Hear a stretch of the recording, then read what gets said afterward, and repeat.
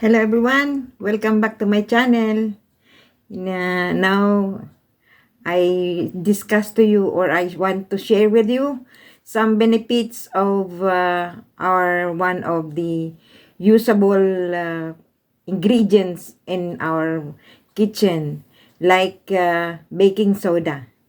So I want to share with you more information about baking soda, because making baking soda is so, and you can use it in many ways, in many uh, uh, uh, in many parts of your skin or of your body, any parts of the uh, in house.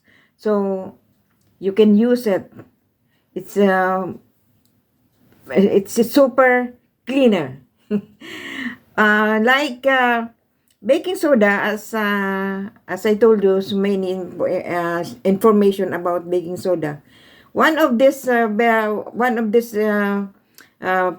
privilege, or one of the uh, benefits or uses of baking soda, like for cleaning, for gardening, for skin whitening, for cooking, and for teeth cleaning, and another ways, and parts of our body we clean it by for baking soda. Now, for example, for cleaning, baking soda is one of the most versatile ingredients for cleaning. Uh, everywhere, it's natural and inexpensive, used as cleanser, soother, and deodorizer to remove all bad smell. Also help you to clean easily. Used to clean stains from plastic containers, and any kitchen utensils or lavabo, or your lavabo. Super good. Use warm water plus 2 to 4 tablespoons of baking soda. Just mix in the water and baking soda, and you can use it for as your cleanser. Also, you use to clean your personal belongings, uh, including your hair, or hairbrush or comb, and also remove any dirt on your wall. Any dirt in your wall, you can use it. You can clean it by way of mixing baking soda. Also, help in cleaning your bathroom, especially your bowl and tiles. Also, carpet deodorizer, to remove bad smell and any dirt. Just to sprinkle baking soda and leave for 35 minutes. Then use vacuum cleaner to remove any dust or dirt in your carpet or floor. Also, big help baking soda to your laundry. As I said, for cleaning, for anything you want to do it. Also for laundry, to boost your detergent. Then your clothes will be clean, bright, and fresher. Also, you can use baking soda as a deodorizer of your closet. Just leave baking soda inside your cabinet to make your clothes smell fresh. Also, you can add baking soda to your dishwasher. So, it's easy to remove unwanted grease from your pans and dishes. Also, use baking soda to clean your shoes. And to remove bad smell, just put baking soda in your shoes.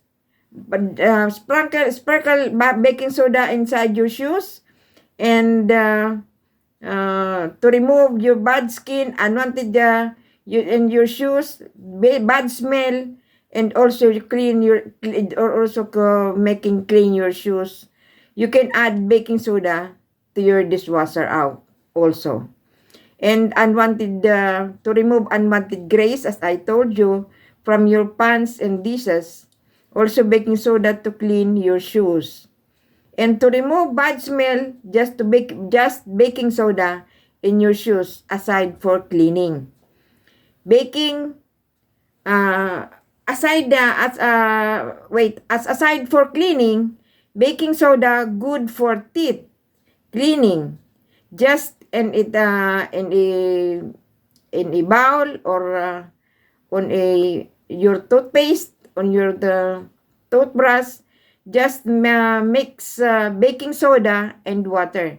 Just dilute the baking soda on the water and just put your toothbrush, then mix it with your toothbrush and use it nice and easily. Then you see the magic in your teeth. You become shining. Make sparkle and shine and use as tartar remover. So you can your teeth. So for example, we had to remove our tartar or the cleaning of our teeth. Use baking soda. It's very, very good. Use also skin whitening. As I told you, it's also skin whitening. All you need to do is to make your paste and apply to your face. And massage to your face the baking soda all over your face for 15 minutes. And wash it thoroughly. Your skin cells will remove. You can do it twice a week and you see the greatness result. So that's why baking soda is very good, number one. And used also for gardening to make your plants good and growing and safe. Natural, first used to clean your tools to remove rust. It's natural insecticide also. Just mix in water and 1 liter and 1 tablespoon baking soda, then spray on your plants. Maybe your plants some insect going there. So if you can spray baking soda, it's like then the insect will not go there again. So as it 1 liter of 1 liter of water, 1 tablespoon of baking soda, then spray on your plant once a week. It serves to your protection or protein in your plants. But use it carefully, and you can use to clean your fat. You can also to add water to your plant. So when you watering your plants, just sprinkle baking soda in the water and put it in your plants. Also for vitamins and or fertilizer to your plants. And now the most popular use of baking soda is for cooking and baking. But before I continue, I share to you the different is both lightly dark for your use of baking soda, so especially in pancake. It makes your past and browning, but baking soda is slowly in browning your pancakes. As I make example, you're making pancakes. For example, you use baking soda. It's in past making brown your pancake, but the baking powder, the difference of baking soda and baking powder is on the slow and browning, making brown the pancake, and make bubbles more. It's good in inside. That's why I think baking powder is good for pancake. But if you want to make in a hurry, so you put baking soda. But it's for you what you want to you use it. So as well as I know, baking soda, you use it regularly and bake a cake, and also we use also for you to tenderize meat or steak. And the recommended general ratio of baking soda to meat and is 1 teaspoon of baking soda mixed with tablespoon of water. Mix well, and it's over. Put it over in your stick or your meat. Use your hand to what is called this?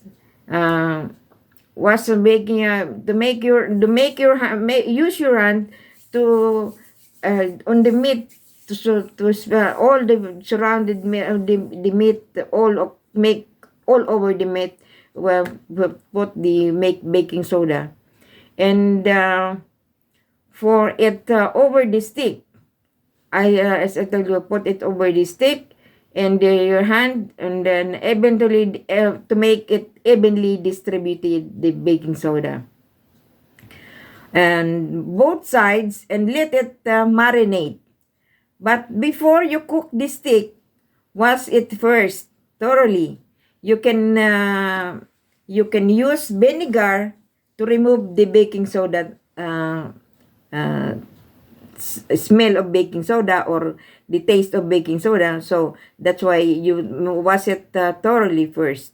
Use vinegar if you like. So also benefits of baking soda in our health: prevent acid reflux. The common dosage involved mixing half of a teaspoon of baking soda with a glass of water, but it short form relief for heartburn, not permanently. So I cannot recommend permanently your acid reflux will remove, no, nor temporarily. And number 2, the detoxification. Maintaining good health in common approach involve dissolving a small amount of baking soda, about a half of teaspoon of water, in order to support the body's natural detoxification process. Also, oral health, like mouth acidity, stemming from the bacterial breakdown in baking soda counteracts this acidity. So you can use it, as I told you earlier, use it for brushing your teeth. So you clean your mouth, and the baking soda is very good. And also fungi or fungal properties. Just mixing baking soda in the water and soaking your food in the water with baking soda, so your fungi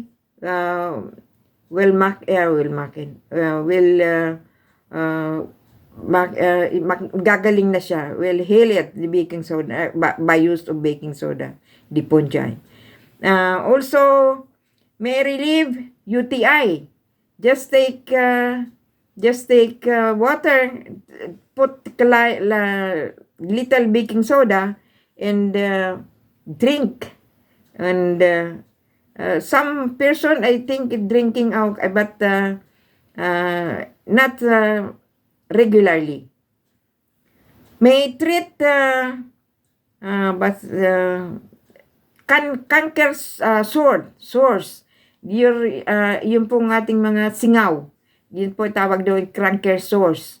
Also, baking soda has soothing effect in the mouth and one teaspoon of baking soda with half cup of warm water, and gargle about 30 seconds when you can use it once a day. So your cranken sores will remove it. And may improve kidney function. Baking soda reducing acidity may alleviate the kidney's workload, potentially slowing the progression of kidney diseases. Now, also natural deodorant, the baking soda, because baking soda neutralize body odor without restoring to the harsh chemical deodorant found in commercial deodorant. So, you can use it easily. And also weight management.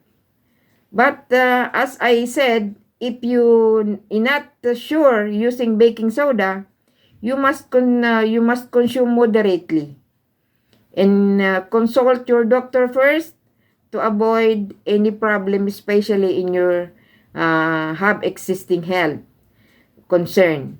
So thank you for watching, and I hope you get any information about baking soda so that can help you in any ways. So please don't forget to hit your notification bells for you to see my all my videos. Please also share my videos to help others and how to use baking soda. Comments and likes. Okay, please subscribe my channel. Thank you so much. To God be the glory. Thank you so much. Hope you can use it in a good way, the baking soda. So bye bye. Thank you so much.